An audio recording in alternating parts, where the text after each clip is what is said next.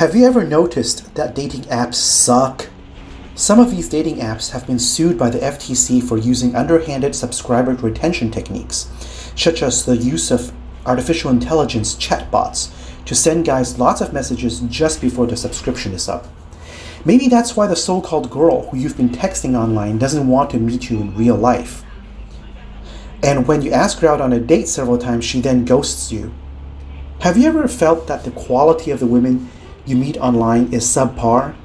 You might be surprised to find that a real man doesn't let a computer dictate who he can or cannot date.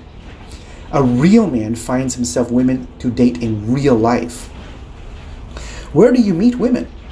Everywhere, man. I mean, half the population is female. The best places to meet women are where there's lots of them, like in a women's fashion store or a shoe store. However, when you find yourself in line at your local fast food joint and you see a hot girl in front of you, approach her. That's how your grandparents met. It worked for them, and I promise it'll work for you. You might be surprised to find that there's no such thing as rejection. You're only screening out the girls who are not compatible with you. I invite you to just do it. Go out there, shoot your own infield video and email it to me.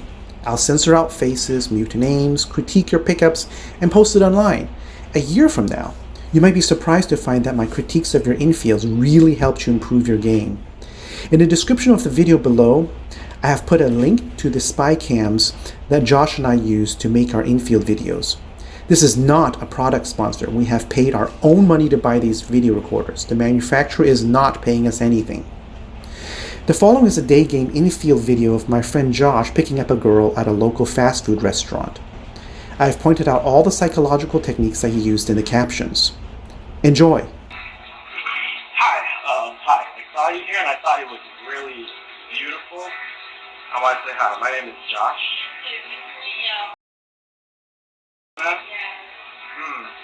I gotta get going pretty soon, but I gotta ask, do you do some kind of like spiritual practice, like yoga or meditation or anything like that?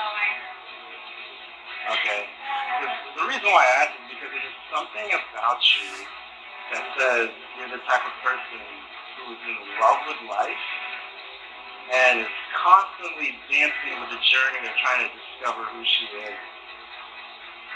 I love my life, and I love life. Yeah, but I'm not like a very super spiritual person. Okay. Well, I don't know how well you can experience this as I describe it, but I've noticed that when you stop and find an opening for like something bigger than you've ever experienced before, this magnificent new direction, it may be a little bit scary at times, but yeah.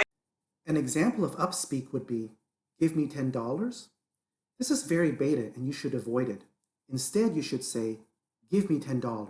Maybe a little bit scary at times, but this is just so desirable that you just have to like go for it. Yeah. And I find when that's happening, like there's this voice inside, this voice of adventure, this like voice of wisdom that sometimes I like to seep in and tell you, go for it.